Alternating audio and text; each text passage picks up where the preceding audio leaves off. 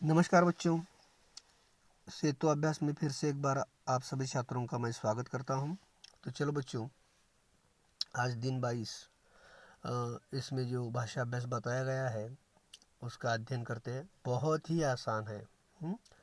मुलांनी ह्यावेळचा अभ्यास अतिशय सोपा आहे, फक्त काळजीपूर्वक तुम्ही लक्ष देऊन बघा।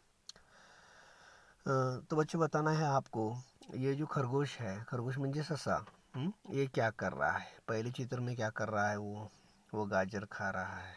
दूसरे चित्र में खरगोश पढ़ाई कर रहा है, गाजर खा रहा है, खरगोश पढ़ाई कर रहा है। और तीसरे चित्र में क्या कर रहा है, वो गौर से देखिए, तो चल रहा है। तो इन वाक्यों में खाना, पढ़ना, चलना ये क्रिया है। तो क्रिया की व्याख्या क्या है? क्रिया कशाला म्हणायची, याची व्याख्या आहे, हम जो काम करते हैं या हमें जो काम करने के लिए दिए जाते हैं, हम जो काम करते हैं या हमें जो काम करने के लिए दिए जाते हैं उसे क्रिया कहते हैं। ठीक है। अब आपको क्या करना है, आप जो जो काम करते हो ना उसकी एक सूची तैयार करनी है और बहियों में लिखना है। एक 5 काम लिखो, लेकिन पूरी तरह से हिंदी में वाक्य बनना चाहिए। समझ में आ गए? शर्त कौन सी है? सगळी वाक्य तुम्ही हिंदीमध्ये तयार करायची आहेत। सोपी आहेत। 5 क्रिया काढायची आणि 5 वाक्य तयार करायची। तो क्रिया को हम पहचानना कैसे है? देखो बच्चों, खेलना, कूदना, बैठना, चलना, बोलना, घूमना, ये सारी क्रिया है। इन क्रियाओं से आपको क्या करना है, एक पहले कामों की सूची बनाओ। बुनना है, भागना है, बैठना है, बोलना है, खाना है, ये सारी क्रियाएं हैं। तो बच्चों आज हम क्रिया के भेद पढ़ते हैं। क्रिया के भेद कितने हैं? 2 है। एक है सकर्मक क्रिया, दूसरी अकर्मक क्रिया। यह हमने एक बार पढ़ा है आवृत्ति के रूप में और एक बार पढ़ रहे हैं। तो देखो बच्चों, जिस क्रिया में कर्म पाया जाता है, ज्या वाक्यात मुलांनो कर्म असतंय त्याला सकर्मक म्हणायचं। जैसे जैसे उदाहरण के लिए बताया गया है, मोहन किताब पढ़ाई कर रहा है। और जिस क्रिया में कर्म नहीं पाया जाता, म्हणजे त्या वाक्यात कर्म नसते, म्हणजे वह अकर्मक क्रिया होती है। एकदा आपण शिकलेलो आहोत, परत एकदा उजळणी वजा शिकायला लागलोय।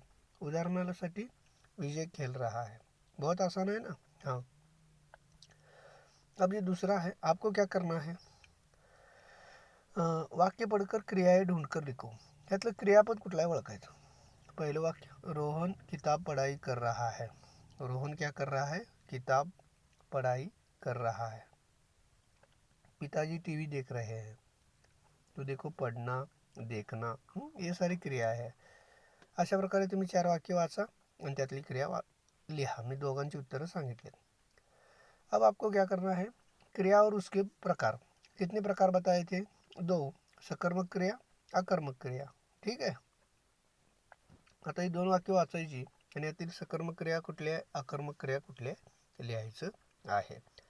अतिशय सोपा अभ्यास आहे यावेळेचा मुलांनो, आणि एकदम कमी वेळात ते पूर्ण पण होईल। ठीक है। अब देखो बच्चों, हमें क्या करना है, अब हमें बच्चों यहाँ पर एक कविता दी गई है। देखो मैं पढ़ता हूँ। नानी वाली कथा कथानी अब भी जग में लगे सुहानी, बेटी युग के नए दौर की आओ लिख ले नई कहानी। तो आप लोगों को क्या करना है बच्चों, देखो पुराने ज़माने में औरतों को पढ़ाई या शिक्षा नहीं दी जाती थी, लेकिन आज का युग बदल गया है। इस युग में बच्चों लड़का लड़की एक समान है। और वैसे तो देखा जाए तो आजकल हम देखते हैं कि बेटों से ज़्यादा बेटियां ही आगे निकल चुकी है हर क्षेत्र में। तो बेटियां की जो शिक्षा है उससे क्या हो रहा है, वो खुद भी आत्मनिर्भर हो रही है, खुद भी हर एक क्षेत्र में आगे जा रही है, पैसा कमा रही है, नाम कमा रही है, देश का नाम रोशन कर रही है। तो बच्चों आपको भी आगे चलकर अपना एक इतिहास गढ़ना है जिससे हमारे देश की उन्नति हो सके। ठीक है, अब आपको क्या करना है, एक बात आप लोगों को समझना है कि बेटा बेटी एक समान है, उसमें कोई भेदभाव नहीं है। पुराने ज़माने की जो बातें थी अब वो चली गई है, नए युग की नई बेटी है और वो हर एक क्षेत्र में कार्य कर रही है। अब पढ़ाई क्या करनी है, बेटियों का महत्व या बेटी पर्व, और दूसरा बेटी बेटा दोनों को पढ़ाए, इस पर चर्चा करें। अब ये विषय बहुत पुराना हो गया, अब तो हर एक आदमी शिक्षित बन गया है। वो लड़की को और लड़के को पढ़ाने का, दोनों को पढ़ाने का महत्व अब जान चुका है। लेकिन आपको भी इसके ऊपर 2-4 वाक्य अगर बना सकते हो तो लिखो। अगर आपको ये लिखने में कोई कठिनाई हो तो मुझे व्हाट्सएप पर मेसेज कर दीजिए, मैं आप लोगों को बताऊंगा। लेकिन फिर भी मुला मुलींचं, मुलगा आणि मुलगी एक समानच आहेत आता तर। लेकिन अभी अभी भारत में ऐसे भी देहात के क्षेत्र है जहाँ अभी तक बच्चियों को, लड़कियों को खासकर पढ़ाया नहीं जाता। इसलिए आप लोगों को इस पर 2-4 वाक्य लिखने हैं। जागतिक महिला दिन कब होता है इसकी जानकारी प्राप्त करो। और जो महिलाएं बहुत ही अपने क्षेत्र में आगे चली गई हैं उनके बारे में उनके नाम लिखो। कुठल्या कुठल्या महिलांनी कोणत्या कोणत्या क्षेत्रात मोठी प्रगती केलेली आहे त्याचं तुम्ही नावं लिहायची आहेत।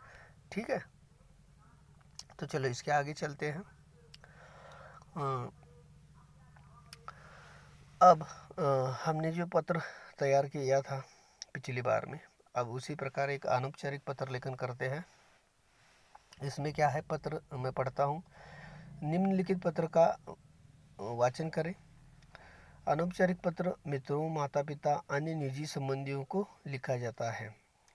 छात्रों को समझने के लिए पत्रों में जो व्यक्ति होती है, भावनाओं, विचारों को तथा सूचनाओं को हमने पिछली तासिका में पढ़ा है और आपको भी ये पत्र लिखना है। एक देखिए, पुस्तक खरीदने के लिए रुपये भेजने का अनुरोध। तुम्हाला पुस्तक घ्यायचं आहे आणि पैसे पाहिजेत घरातल्यांच्याकडून, तर वडिलांनी एक पत्र लिहायचं आहे, पप्पा मला पत्र पाहिजे, तर ते कसं लिहायचं असतं नीट बघा मुलांनो। पहिल्यांदा दिनांक, नाव, पत्ता लिहिलेला आहे आणि त्याच्यानंतर ईमेल लिहिलेला आहे, आदरणीय पिताजी, काय काय लिहिले बघा, सगळं वाचा तुम्ही। हे वाचायचं आहे, तुमच्याकडे PDF आहे आणि हे वाचायचं। बाबा पत्र तुम्हाला वाचायला का सांगतोय मी, स्वतः का वाचत नाही आहे, कारण तुम्ही 2-3 वेळेला वाचल्यानंतर तुमच्या असं लक्षात येईल की कोणकोणती वाक्य आपल्याला कुठल्या शब्दाला काय म्हणायचं तुम्ही विचारता बघा परीक्षेला। ही अडचण का निर्माण होते माहिती आहे मुलांनो, ही अडचण निर्माण होण्याचं एकमेव कारण म्हणजे तुमचं वाचन कमी आहे। जोपर्यंत आपण वाचणार नाही तर आपला शब्द भांडार वाढणार नाही। शब्द भांडार जर वाढला तर मराठीमध्ये काय म्हणतात, हिंदीमध्ये त्याला काय म्हणतात, ह्या सगळ्या गोष्टी आपल्याला समजत असतात। म्हणून लक्षात ठेवा, मी तुम्हाला मागं पण बोललेलं आणि असं पण सांगितलेलं तुम्हाला की गाईडमधलं सुद्धा तुम्ही पत्रलेखन वाचा। त्याचं काय कारण होतं, ते सांगण्याचं कारण की तुमचा शब्द भांडार वाचावं, की जेणेकरून तुम्हाला पेपरला, आपण काय लेखक नाही आहे मुलांनो की लगेच बसलो आणि लगेच लिहायला आलं। त्याच्यासाठी सराव आवश्यक असतो आणि सराव करण्यासाठी वाचन आवश्यक असतं। म्हणून मी अशा गोष्टींचं जास्त वाचन करत नाही, तुम्हाला वाचायला सांगतोय। ठीक आहे मुलांनो, वाचा। कसं पत्र लिहायचं असतं, अनौपचारिक। आपलं मित्र, परिवार, आई वडील, कोणी जवळचे संबंधित ज्यांना आपण पत्र लिहितो ते सगळे अनौपचारिक पत्रलेखन येत असतं। ठीक आहे, आता पत्र का प्रारूप, पत्र लिहित असताना काहीतरी चुका होऊ शकतात, म्हणून ह्याचा प्रारूप लक्षात ठेवायचं। इथं कसं बघा, हे तुम्ही 2 वेळा लिहा मुलांनो, काहीही लिहू नका, नुसतं रिकाम्या जागा लिहा असं। इथं जागा डॉट डॉट डॉट केले तिथं सोडा आणि इथं जे लिहिले ना, दिनांक, नाम, ज्याला पत्र लिहायचं आहे, ईमेल ID, संबोधन म्हणजे काय लिहायचं, पूज्य लिहायचं, मित्र असेल तर वेगळं लिहायचं, अभिवादन काय लिहायचं, तुम्हारी, तुम्हारा, हस्ताक्षर म्हणजे सही करायची म्हणजे नाव लिहायचं। कुणा तुमचं जो पत्र लिहितो त्याचा पत्ता खाली लिहितात आणि एक वाढलेला ईमेल ID तुमचा लिहायचाच आहे। जो पत्र लिहिणार आहे ना त्यानं ईमेल ID लिहायचाच आहे, ही गोष्ट तुम्ही लक्षात ठेवा। तो ठीक है बच्चों, इसके आगे चले जाते हैं। चलो, यहाँ देखो, यहाँ आपको कोष्टक पूरा करना है। माता पिता, आई वडील, भावाला लिहायचं असेल तर संबोधन काय लिहायचं, पूज्य लिहायचं, प्रिय लिहायचं, आशीर्वाद लिहायचं, काय लिहायचं हे लक्षात आलं पाहिजे. आपल्यापेक्षा मोठ्यानं काय लिहितात, लहानांना काय लिहितात, आपल्या समवयस्कांना काय लिहितात, अभिवादन काय लिहायचं, समापन काय लिहायचं, हे सगळं तुम्ही या कोष्टकमध्ये लिहायचं आणि हे पूर्ण करायचं आहे. आणि तुम्ही मला पत्र लिहायचं, सर शिक्षक दिन होता, तुम्हाला शुभकामना म्हणून तुम्ही ते मला पत्र लिहायचं आणि ते ईमेल करायचं. ठीक आहे. ईमेल करा. पहिला कागदावर लिहा. तुम्हाला ईमेल करायला नाही जमलं तर त्याचा फोटो मारा आणि मला पाठवा की सर तुम्हाला शिक्षक दिनाच्या शुभकामनासाठी मी पत्र लिहिलेलं आहे. हे लिहायचंच आहे मुलांनो. मला पाठवा, मला आनंद होईल. इसके आगे देखो बच्चों, जो अब बारिश का मौसम है, ठीक है, तो जो ऋतुएं होती है हमने पढ़ा था, कितनी 3 ऋतुएं हमने पढ़ी थी. अब ये जो बसंत ऋतु है इसके बारे में कविता आई थी. और जब ऋतु आ जाते हैं तो मौसम में कौन कौन से बदलाव होते हैं, उसके लिए हिंदी में क्या कहा जाता है. मुलांनो बघा, असंच हळूहळू काय करायचं असतं, आपलं हिंदीचं शब्दभांडार वाढवायचं असतो. तुम्हाला ज्या वेळेला असा प्रश्न पडतो की ह्याला हिंदीत काय म्हणतात, त्यावेळेला जे तुमची सुरुवात होते शोधण्याची ती महत्त्वाची आहे मुलांनो. धडे कविता होत जातील मुलांनो, पण ते ज्ञान कसं वाढत असतं आपलं, हिंदीमध्ये त्याला काय म्हणायचं हे जे तुम्हाला येत नाही मग ते शोधायचं. मग आता तुमच्याजवळ मोबाईल आहेत, गुगलवर सर्च करायचं, व्हॉइस रेकॉर्डिंग असते त्यावर टाकायचं आणि तुम्हाला काय पाहिजे ते टाकायचं, ह्याचा अर्थ सांगा. मग ते विचारतो तुम्हाला गुगल पण. त्याच्यावर माईक असतं बघा, त्यावर क्लिक करायचं आणि सांगायचं, तुम्हाला सगळं तुम्हाला माहिती कळू शकते. आलं का लक्षात. सजी आयो रे रुसंत सजी आयो रे ऋतू बसंत सजी आयो, आजी गाओ रे ऋतू बसंत सजी आयो. बघा, बसंत महिना आल्यानंतर कोणत्या कोणत्या वातावरणामध्ये कोणते कोणते बदल होतात याच्या संदर्भामध्ये ही कविता आपण शिकलेली होतं. तर देखो, तो आपको क्या करना है यहाँ, वसंत ऋतु आने पर सरसों का उत्तर भारत में सरसों का पीक म्हणजे सरसोचं तिळाचं पीक घेतलं जातं. ठीक आहे. त्याच्यामध्ये कुठला बदल होतो वसंत ऋतूमध्ये, त्याच्यानंतर आंब्याच्या झाडामध्ये काय बदल होतो हे तुम्हाला लिहायचं आहे. ही कविता शिकलेलो आहोत आपण. अब जो शब्द आए हैं उनको वर्ण क्रमानुसार लिखना है. कहाँ लिखना है, ये शब्द दिए गए हैं आपको. कली, मधु, देखो मैं यहाँ रेखांकित कर रहा हूँ. हाँ, ये वर्णक्रम होते हैं ना, वर्णक्रम आपण शिकलोय, वर्णाक्षर पहिल्या तासाला आठवत आहे का, त्या क्रमाने लिहायचं. पहिला क येते का, ख येते, ग येते, म येते, अ येते, पहले स्वर फिर उसके बाद व्यंजन. वर्णक्रमनुसार लिखना है. ठीक है. और अगर आपको थक गए हो तो एक काम करो, मोर का चित्र का रेखांकन करो और उसमें रंग भरो. एक ही काम. 7वीं की पुस्तक है ना, उसमें अगर आप उस पर अगर आप ध्यान दोगे तो ये आपकी समझ में आ जाएगा. अब आसान आ गया है, क्षेत्र जो आ गया है उसका नाम है वाचन. ठीक है. अब आपको क्या करना है, इस परिच्छेद का मौन वाचन करना है. हे फार सोपं आहे. हे जो परिच्छेद दिला आहे ह्याला 1-2 वेळेला शांत पद्धतीने वाचा. आता काय करायचं, हे गद्य आकलन आहे मुलांनो. गद्य आकलन म्हणजे काय, प्रश्न तयार करायचे. आता प्रश्न तयार करत असताना नियम काय आहेत, सोपे नियम आहेत. प्रश्न असा तयार करायचा की त्याचं उत्तर एका वाक्यात असलं पाहिजे. महत्त्वाची अट काय सांगितली, प्रश्न असा तयार करायचा की त्याचं उत्तर एका वाक्यात असलं पाहिजे. उत्तर कधी येणार आहे, ज्यावेळेला तुम्हाला माहीत असेल या परिच्छेदमध्ये त्या प्रश्नाचं उत्तर आहे त्याच वेळेला प्रश्न तयार होणार आहे. म्हणून सांगितलं 2 वेळेला तुम्ही काय करा, तो परिच्छेद वाचा, मग तुम्हाला त्या प्रश्नाचं उत्तर म्हणजे प्रश्न तयार करता येतील. ठीक आहे. अब देखो, यहाँ आप तुम्हाला सोडवण्यासाठी कसं प्रश्न तयार करायचं असतं त्यासाठी एक परिच्छेद दिलेले आहेत आणि दुसरं ठीक है बच्चों, आपको छुड़ाने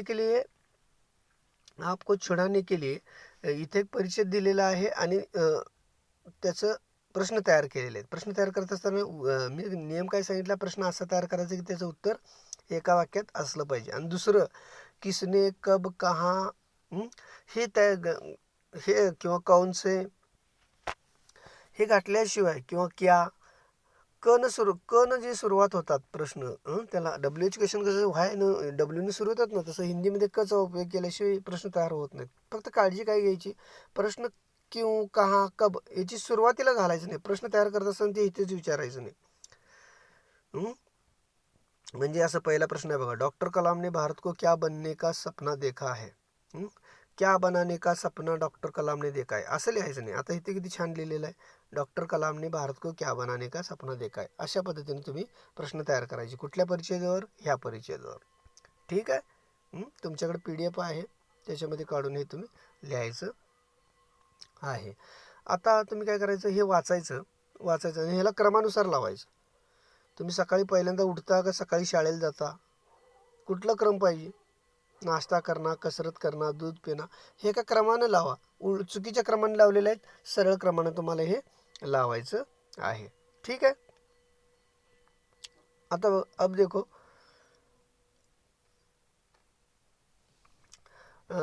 लेखन करना है, यहाँ विज्ञापन है. बच्चों इसके बारे में मैं अब आप लोगों को एक वीडियो भेजूंगा.